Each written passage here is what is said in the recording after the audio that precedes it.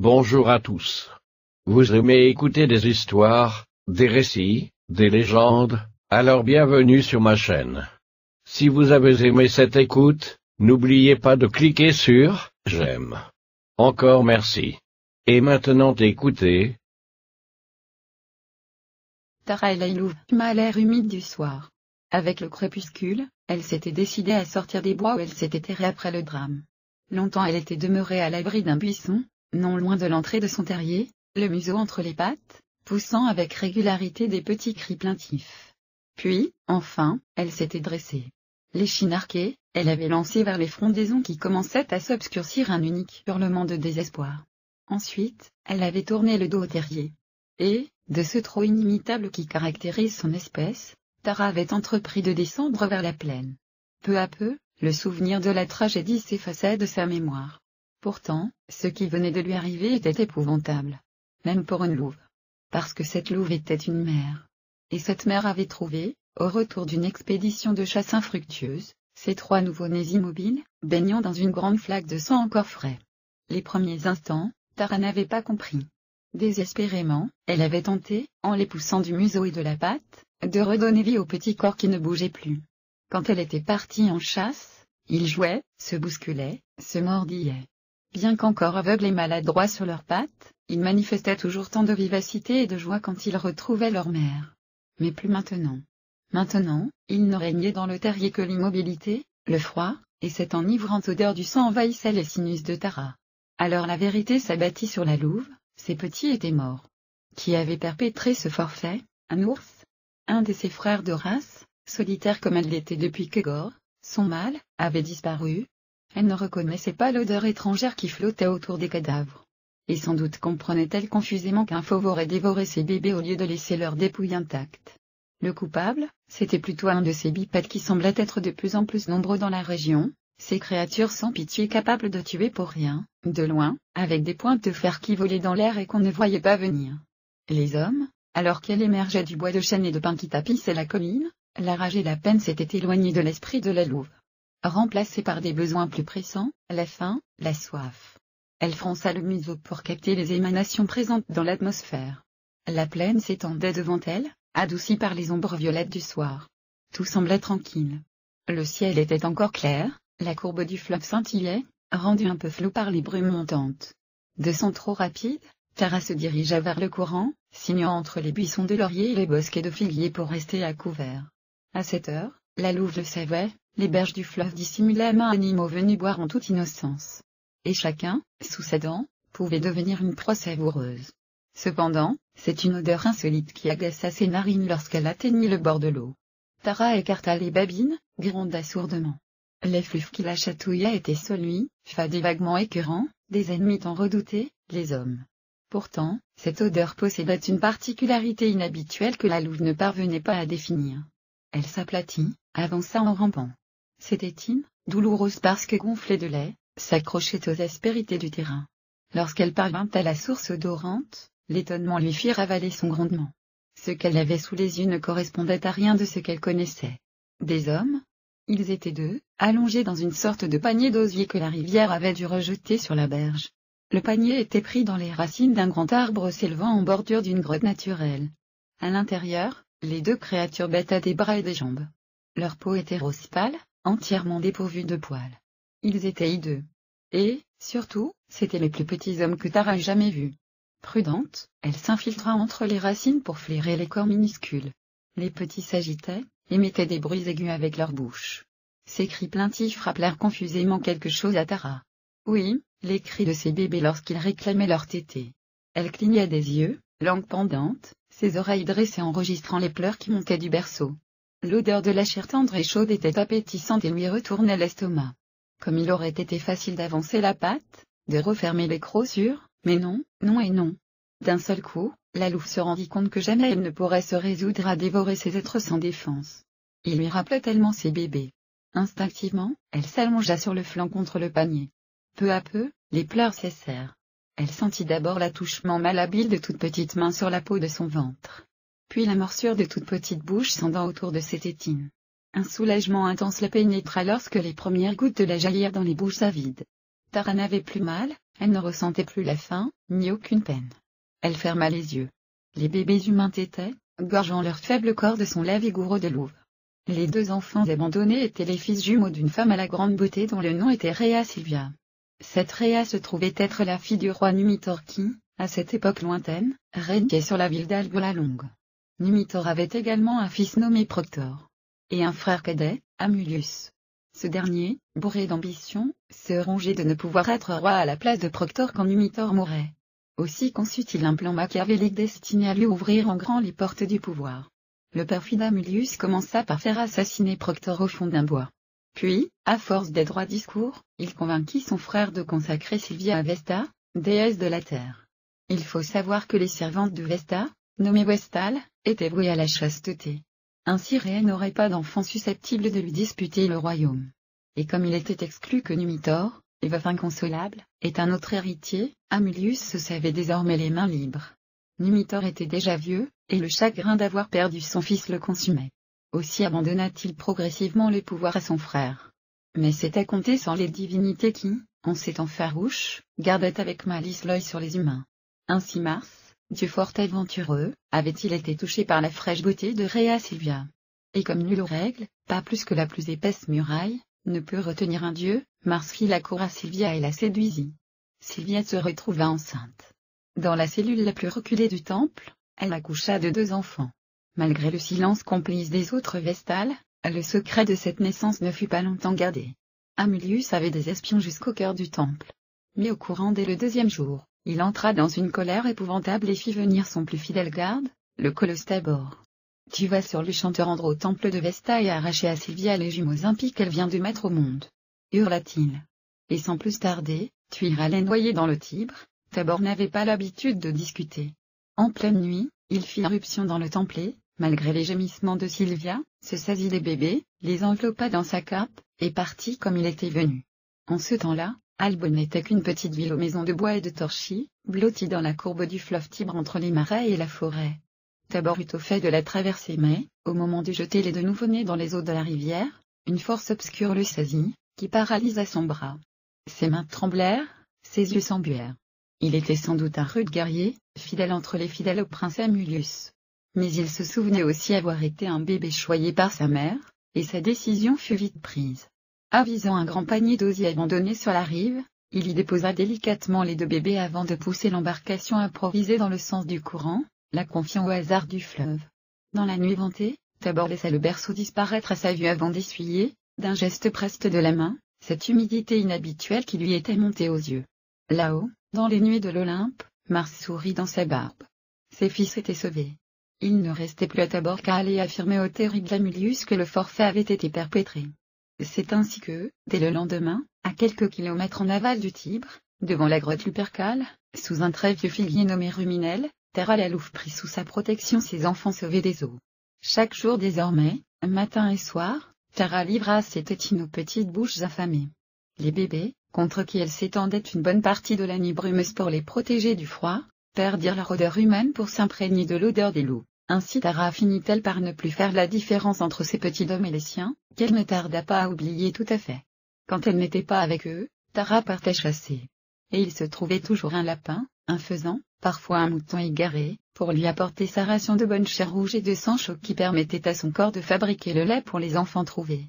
Les petits hommes grandissaient, gagnaient en force. À 3 mois, ils avaient la taille et le poids de bébés d'1 an. Elle les avait découverts en automne. Vite, trop vite, l'hiver arriva, qui referma sa main de givre sur la terre et les branches du figuier. Là n'était pas le pire. Le pire, c'est que les tétines de Tara devinrent dures et que le lait se mit à manquer. La louve tenta bien de présenter à ses enfants adoptifs des morceaux de gibier. Mais, à son grand étonnement, ces bizarres louveteaux sans poils répugnaient à planter leurs dents à peine sorties dans la chair vive. À nouveau, ils présentèrent les symptômes de la faim et se remirent à pleurer. La louve ne comprenait rien. C'est si bon, la viande rouge et chaude. Elle avait un grave problème à résoudre. Il fut résolu par le berger Faustulus. Faustulus habitait, avec son épouse Acalarantia, une cabane en rondin bâtie de ses mains, qui s'élevait sur les pentes de la colline du Palatin. La vie était rude pour le couple, qui ne possédait qu'une dizaine de brebis. Surtout qu'il ne se passait pas une semaine sans qu'un loup n'essaye de venir lui en attraper une. Et avec l'hiver, les choses ne s'arrangeaient pas. C'est un matin, en allant pêcher pour améliorer l'ordinaire, que Faustulus, grand gaillard barbu sans malice, aperçut de loin la louve qui émergeait d'entre les racines du figuier ruminel. Lorsqu'un berger voit un loup, son sang ne fait qu'un tour. Faustulus n'était pas armé. Pourtant, brandissant sa canne à pêche de bambou, il se mit à courir vers le carnassier en hurlant « Qu'est-ce que tu fais là, sale bête ? Va-t'en !» Au diable, en enfer, surprise par ce raffut, Tara oublia ses petits pour s'enfuir dans les fourrés. Quelle ne fut pas alors la surprise de Faustulus lorsqu'il découvrit, dans la panière prise entre les racines, deux bébés qui s'agitaient. Ils étaient nus, barbouillés de sang et de crasse, un peu maigres sans doute, mais apparemment en parfaite santé. Ben ça alors. Ne put-il que marmonner en se grattant les barbes. Après quoi il retourna à grandes enjambées vers sa cabane. Acalarantia, sa femme, était en train de malaxer la pâte pour le pain de seigle. Elle écouta les explications embrouillées de son homme, avant de lever les bras au ciel. « Tu prétends avoir trouvé de bébés au bord de l'eau ? Et tu reviens les mains vides. Mais comment peut-on être aussi bête ? Tu vas me faire le plaisir de retourner chercher ces pauvres petits, et plus vite que ça. D'ailleurs non, je vais aller avec toi. » Acalarantia s'essuya les mains dans son tablier et se précipita à la suite de son mari dans l'air froid du matin. Sous le figuier, ce fut à son tour de s'étonner, puis de s'émerveiller. Comme ils sont beaux. Comme ils sont éveillés. Comme ils sont forts. Si ce n'est pas une misère d'avoir abandonné de telles merveilles. Mais, qu'est-ce qu'on va en faire, bougonna Faustulus. Ce qu'on va en faire ? Et si tu faisais marcher ta tête, mon époux ? Crois-tu que nous allons les laisser à cette louve que tu as vue s'enfuir ? Nous allons les recueillir, pardi. Et les élever. Les dieux ne nous ont pas permis d'avoir des enfants. Aujourd'hui ils nous font ce cadeau. Refuse-t-on un pareil don ? Faustulus se contenta de se gratter la tête et de hausser les épaules. La cause était entendue. Blottissant les jumeaux sous son châle, Acalarantia reprit en riant de bonheur le chemin de la cabane. Les fils de Mars et de Sylvia la Vestale avaient désormais de vrais parents. Lorsque Tara revint, avec 1000 précautions, dans les brumes du soir s'occuper de ses enfants, elle ne trouva qu'un berceau vidé, flottant dans l'atmosphère, une bien désagréable odeur humaine. Elle poussa un gémissement d'inquiétude et tourna un moment autour du figuier, avant de repartir en chasse. Le lendemain matin, les bébés n'étaient pas revenus. Elle refit encore 2 ou 3 fois le pèlerinage jusqu'à la grotte. Dans son esprit fruste, le souvenir des bébés humains s'effaça peu à peu, comme s'était effacé celui de ses propres enfants. Alors elle reprit sa vie libre de louve. Les enfants grandirent. Acalarantia les avait appelés Remus et Romulus, des noms qui se ressemblaient autant que se ressemblaient les 2 frères. Remus avait les cheveux blonds dorés et des yeux bleus, une caractéristique qu'il devait tenir de son illustre père venu du haut des cieux. Romulus, lui, était un brun aux yeux noisettes, comme sa mère. Autrement, ils étaient pareillement élancés, musclés, avec un visage d'une même mâle beauté. Était-ce dû au lait de la louve ? Remus et Romulus étaient forts, vifs, adroits, rusés, batailleurs. Dès leur plus jeune âge, ils s'étaient lancés dans une compétition perpétuelle, pour savoir qui serait le plus rapide à la course, qui serait capable de mieux se dissimuler dans la forêt, ou d'atteindre avec le plus d'adresse des pantins de chiffon avec leur fronde. « C'est moi !» crie Romulus. « Penses-tu, c'est moi !» raille Remus. Arrivés à l'adolescence, Remus et Romulus apprirent le maniement de l'épée et de l'arc. À 15 ans, ils étaient devenus de magnifiques adolescents qui en paraissaient 20.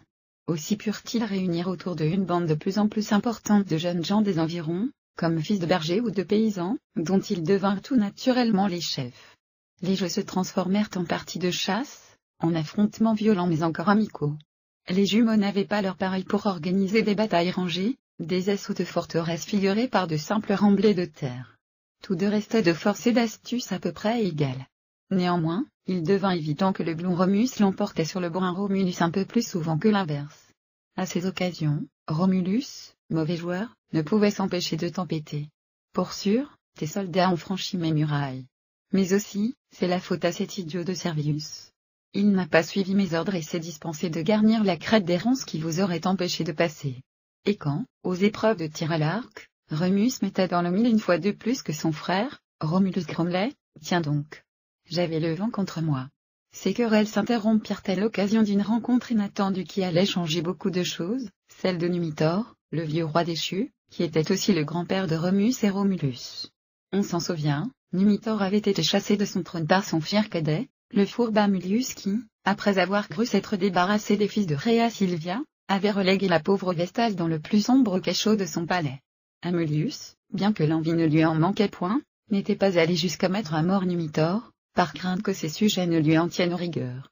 Depuis lors, l'ancien souverain, dépossédé de tout pouvoir, avait pris pour habitude d'errer dans les rues d'Albe, la figure dissimulée sous un capuchon pour cacher sa honte et son chagrin. Un jour, dans une ruelle des bas quartiers, Numitor vit venir à lui deux jeunes hommes de belle apparence. L'un était blond et portait une tunique blanche, l'autre brun, avec une tunique pourpre. Mais ils se ressemblaient étrangement et, dans leurs traits altiers, le vieux roi, avec une surprise indicible, reconnut ceux de sa malheureuse fille. Était-ce possible que, dites-moi, souffla-t-il en retenant les deux garçons par les bras. Je ne vous ai encore jamais vu ici. Qui êtes-vous, soulignement qui sont vos parents? Amusés par les questions de ce vieillard qu'ils prenaient pour un mendiant ou un fou, Remus et Romulus expliquèrent comment, il y avait 15 ans de cela, Faustulus le berger les avait trouvés au bord du Tibre, où paraît-il une louve les aurait allaités. Le fleuve, 15 années, alors ce ne peut être que vous. Vous, mes petits-fils, balbutia Numitor. Et il serra les deux garçons contre sa maigre poitrine, avant de tout leur raconter. Les jumeaux, qui ne doutaient de rien, ne furent pas spécialement étonnés. Ainsi nous sommes tes petits-fils, souffla Romulus en échangeant avec son frère un regard qui en disait long. Donc nous sommes princes. Et un usurpateur occupe ton trône?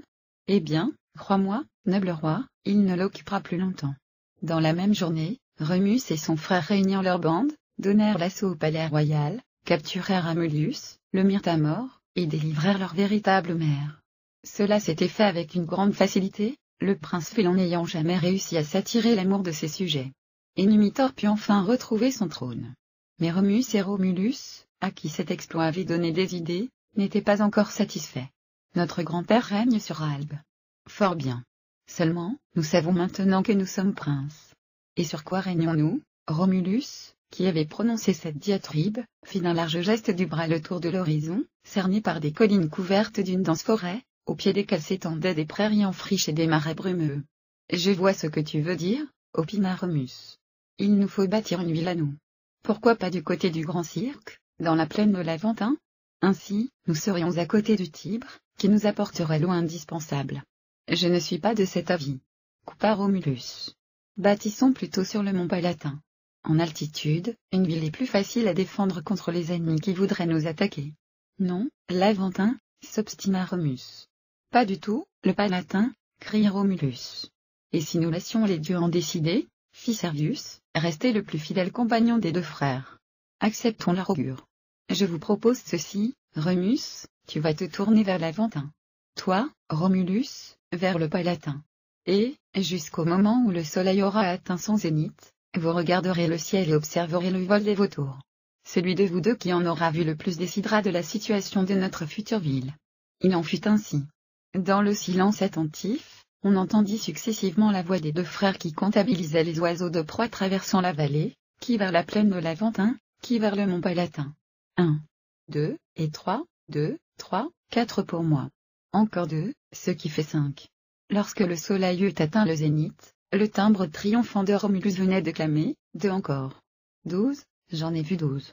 Et toi, Remus, interrogea Servius. 8, je n'en ai vu que 8, grogna le perdant. La cause est entendue, ce sera le Palatin. Triompha Romulus.